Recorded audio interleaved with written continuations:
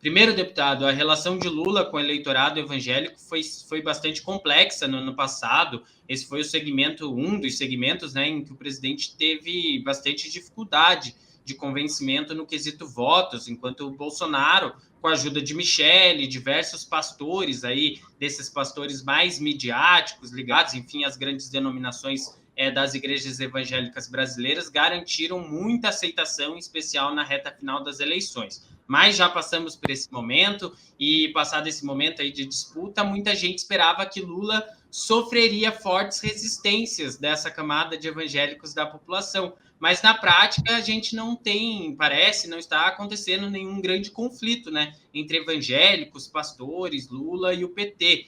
Então a pergunta que fica é qual o motivo de toda essa calmaria, né? Se esperava, alguns analistas falavam aí numa forte resistência.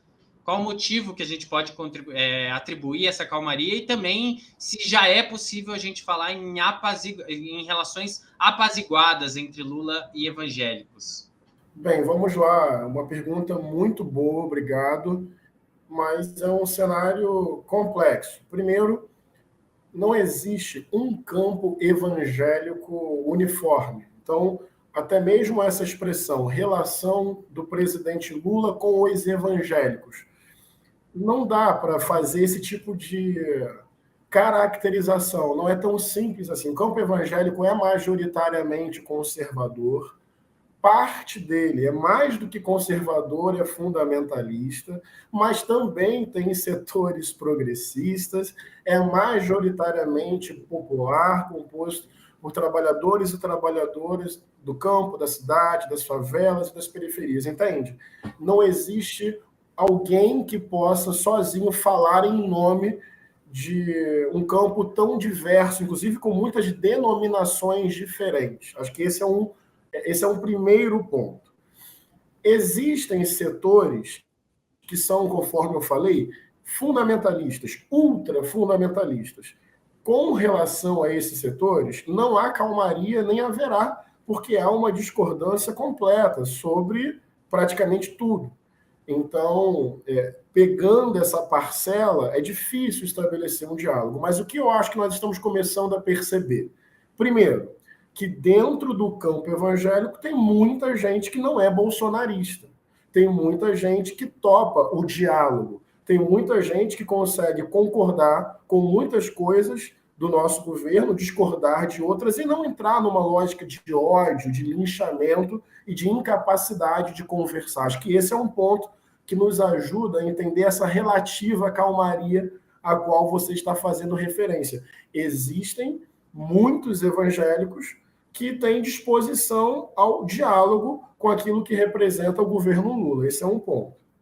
Na dimensão institucional, que eu acho que também tem a ver com a sua pergunta, o que acontece? Tem aqueles que, conforme eu falei, são ultra fundamentalistas e daí não tem diálogo possível, mas tem muitos que têm a sua perspectiva conservadora, mas querem dialogar com o governo. Eu estou vendo isso, por exemplo, na Frente Parlamentar Evangélica, da qual eu não faço parte, não pretendo fazer. Mas percebi nas movimentações da casa que tem uma parcela ali que mantém lá os seus parâmetros, mas não quer entrar numa lógica de oposição prévia ao governo, quer dialogar. Então, talvez seja essa um pouco a diferença que você está percebendo. Por um lado, tem muitos evangélicos que concordam com o governo, tem evangélicos que concordam e discordam, mas um diálogo é possível na concordância e na discordância, e tem um grupo que é conservador, mas que tem disposição ao diálogo, nem que seja circunstancialmente, porque agora Lula é presidente do Brasil. Então tem mais cartas nesse baralho. Por isso, eu acho que a gente percebe essa relativa calmaria, tá? Eu estou sendo muito sincero, porque também tem os setores ultrafundamentalistas com os quais, infelizmente, o diálogo não é possível. A bancada evangélica tem um perfil majoritário, mais conservador. Em determinadas pautas, na minha compreensão, vai se colocar em oposição ao governo, mas não será, e não está sendo até agora, uma constante. Portanto, eu vejo que há disputa, eu vejo que há setores dentro da bancada evangélica que querem dialogar com o governo e querem apoiar o governo em várias iniciativas. Então, perfil majoritariamente conservador.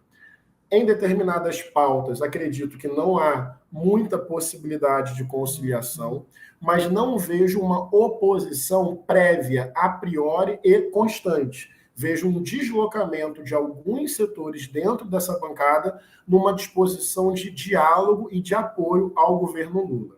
Inclusive, na bancada evangélica, tem alguns parlamentares que são progressistas e que, diferente de mim, eu respeito isso, tem uma estratégia de participar da bancada evangélica e lá fazer as devidas disputas. Então, ainda tem essa outra questão a ser colocada. Eu prefiro não fazer. É quase que por uma questão de princípio, não faz parte da minha forma de pensar o mandato, da forma como coletivamente nós construímos esse mandato, conquistamos esse mandato. Eu entendo que ter uma frente evangélica soa como algo corporativista, soa como algo em torno da defesa dos interesses de uma religião no Congresso. Isso não satisfaz a minha forma de pensar o mandato. Eu prefiro abordar a relação fé e política, a relação religião e Estado, pelo caminho da laicidade, pelo caminho da diversidade, da pluralidade, do combate ao racismo religioso. Entende? Então, pela forma como eu penso o mandato, melhor. Pela forma como eu penso a relação entre religião e política, religião e Estado, eu não me sentiria bem fazendo parte de uma frente cujo recorte é defender os interesses de uma determinada religião.